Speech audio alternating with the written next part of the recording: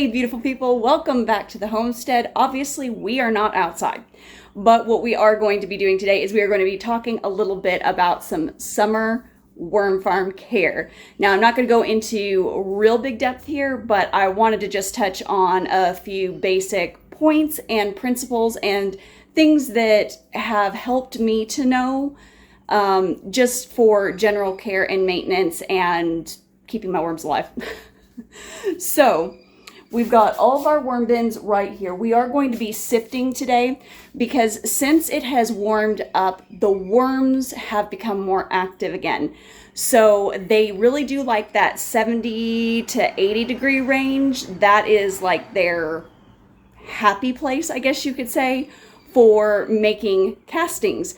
So these guys are ready to be sifted, but in the spring and definitely going into the summer, one of the number one concerns is making sure that they have enough depth, which is part of the reason that we had invested in these buckets about 5 years ago now.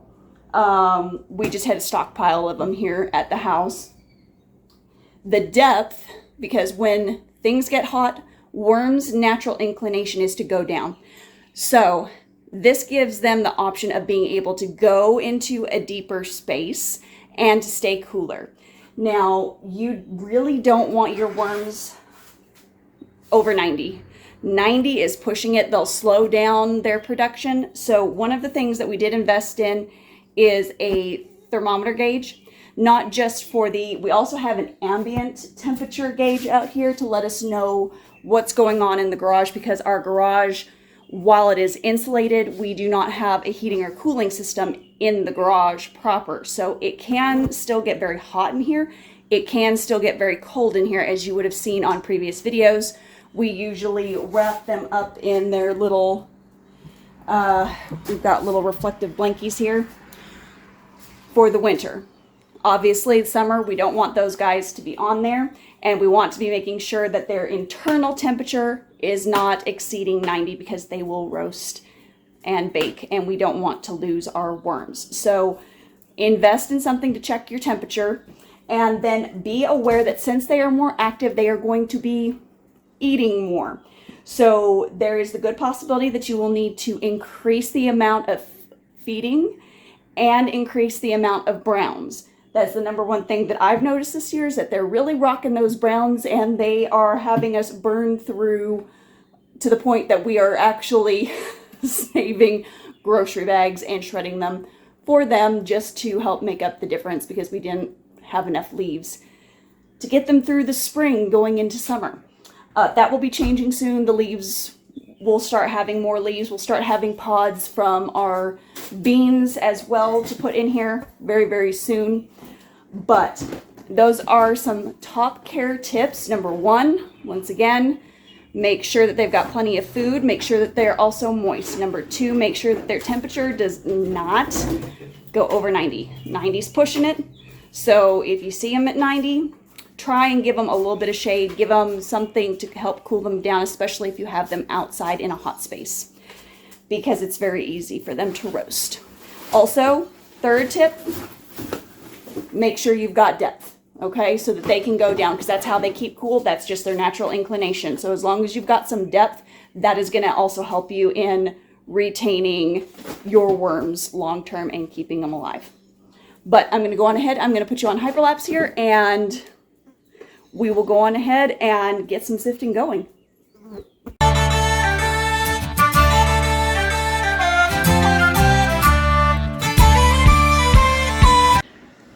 We interrupt this hyperlapse for an important service announcement. We got a lot of worms. So we're stopping this video to show you basically what a super healthy worm farm looks like. So what we are dealing with here, and the entire bucket that we have here looks exactly like this. It is loaded with worms. So that means that they have been very happy. They've made babies, and they are in almost nothing but their own castings here. So we've got a couple of options. we can go on ahead and gently sift as best as possible and then collect the worms that fall down below as best as possible, or we can cheat. And since we needed to amend some of our beds with our worm castings, and we were planning on adding some worms to a couple of our beds anyway, what we could do is we could take this entire bucket here of worms and worm castings and spread it in the garden instead of taking the time to sift it. Either option is okay. If you are wanting, however, to expand your worm farm, you could divide this. Okay, you could easily divide this, I would say, into 3 bins. You could make a total of 3 bins with this amount of worm activity and the amount of babies that are in here. So there are options. So those are your 3 options. You can go on ahead and you can sift, which will take a little bit extra time just to make sure that you can collect out all of the worms. You can apply all of these directly to your garden space if you are needing some worm activity in a garden bed, or you could just straight up divide it into 3 buckets and expand your farm.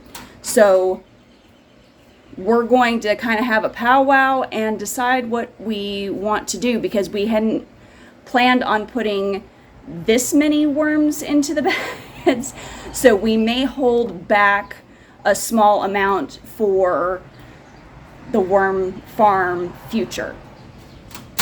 We'll get back to you on that. Hyperlapse continuing now.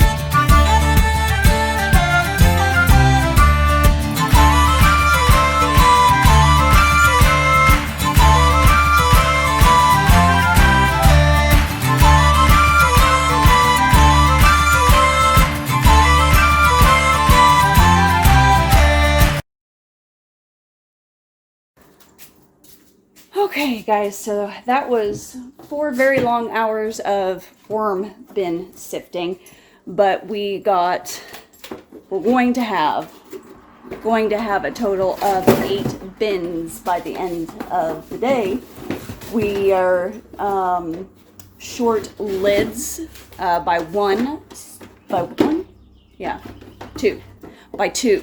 So we have a lid that we've just sort of got sitting on top there like that until we can get a proper gamma lid from the store. So we will be making a run to do that, and once we have the 2 lids, we'll be good to go as far as having a total of 8 bins, and that will be our max, because we really don't need any more than that.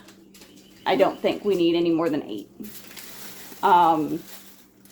We were able to go out and add in quite a lot to all of our beds on top of it, and we still have extra worms. So I'm actually going to be taking some of these guys down to the garden center to see if anybody is going to want to take some of them home to help amend their beds or any trouble areas that they've got on their property.